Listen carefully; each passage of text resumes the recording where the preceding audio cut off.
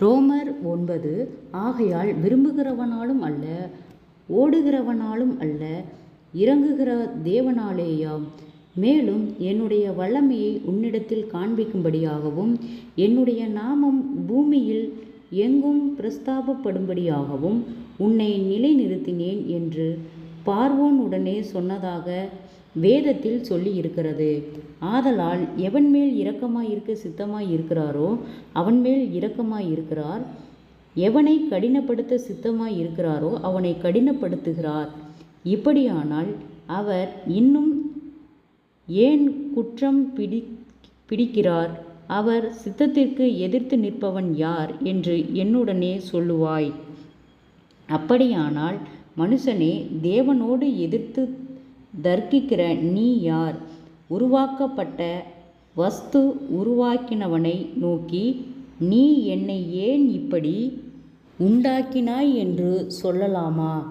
மிதியிட்ட ஒரு களிமண்ணினாலே குயவன் ஒரு பாத்திரத்தை கனமான காரியத்துக்கும் ஒரு பாத்திரத்தை கனவீனமான காரியத்துக்கும் பண்ணுகிறதற்கு மண்ணின் மேல் அவனுக்கு அதிகாரம் இல்லையோ? தேவன் தமது கோபத்தை காண்பிக்கவும் தமது வல்லமையை தெரிவிக்கவும் தாம் மகிமைக்காக எத்தனமாக்கின கிருபாதார பாத்திரங்கள் மேல் தம்முடைய மகிமையின் ஐஸ்வர்யத்தை தெரியப்படுத்தவும் சித்தமாய் அழிவுக்கு எத்தனமாக்கப்பட்ட கோபாக்கினை பாத்திரங்கள் மேல் மிகவும் நீடிய சாந்தத்தோடே பொறுமையாயிருந்தாரானால் உனக்கென்ன? அவர் யூதரிலிருந்து மாத்திரமல்ல, புறஜாதிகளிலிருந்து நம்மை அழைத்திருக்கிறாரே. அந்தப்படி எனக்கு ஜனங்கள் அல்லாதவர்களை என்னுடைய ஜனங்கள் என்றும், சிநேகிக்கப்படாதவர்களை சிநேகிக்கப்பட்டவள் என்றும் சொல்லி அழைப்பேன். நீங்கள் என்னுடைய ஜனங்கள் அல்லவென்று அவர்களுக்கு சொல்லப்பட்ட இடத்திலே அவர்கள் ஜீவனுள்ள தேவனுடைய பிள்ளைகள் எண்ணப்படுவார்கள் என்று ஓசியாவின் தீர்க்க தரிசனத்தில் சொல்லியிருக்கிறது. அல்லாமலும் இஸ்ரவேல் புத்திரருடைய இலக்கம் சமுத்திரத்தின் மணலத்தனையை பார்க்கிலும் மீதியாயிருப்பவர்கள் மாத்திரம் இரட்சிக்கப்படுவார்கள் என்றும், அவர் நீதியோடே சீக்கிரமாய் தம்முடைய காரியத்தை நிறைவேற்றுவார். கர்த்தர் பூமியிலே சீக்கிரமாகவே காரியத்தை நிறைவேற்றி முடிப்பார் என்று ஏசாயா இஸ்ரவேலை குறித்து சொல்லியிருக்கிறான். அல்லாமலும் ஏசாயா முன்னே சொன்னபடி சேனைகளின் கர்த்தர் நமக்குள்ளே ஒரு சந்ததியை மீதியாக வைத்திருக்கிறாரானால், நாம் சோதோமை போலாகி கொமோரோவை ஒத்திருப்போம்.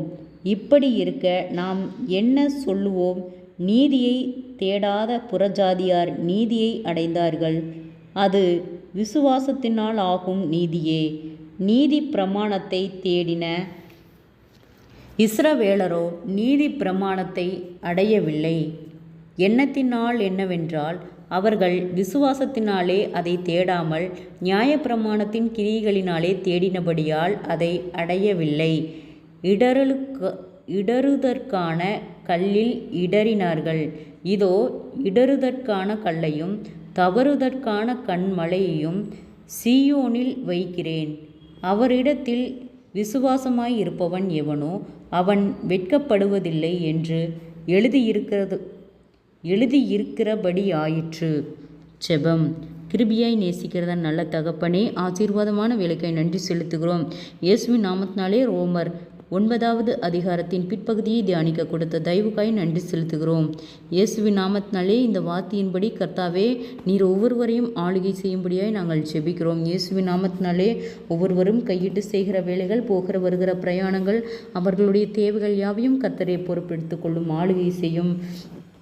கர்த்தரால் கூடாத காரியம் ஒன்றுமே இல்லை. ஆராய்ந்து முடியாத பெரிய காரியங்களையும் எண்ணி முடியாத அதிசயங்களையும் செய்கிறவர் ஆண்டவரே.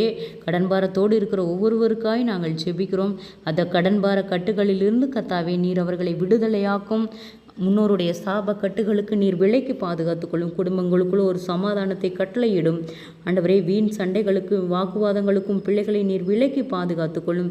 விசேஷித்த ஞானத்தினால நிரப்பும் ஆண்டவரே. அப்பா, ஒருவன் ஞானத்தில் குறைவுள்ளவனாக இருந்தால் யாவருக்கும் சம்பூர்ணமாய் கொடுக்கிறவரிடத்தில் கேட்க கடவன் என்று சொன்ன வார்த்தையின்படியாக கர்த்தாவே, நாங்கள் உம்மிடத்தில் கேட்கிறோம். எங்களுக்கு விசேஷித்த ஞானத்தையும் தெளிந்த புத்தியும் தரும்படியாய் நாங்கள் ஜெபிக்கிறோம்.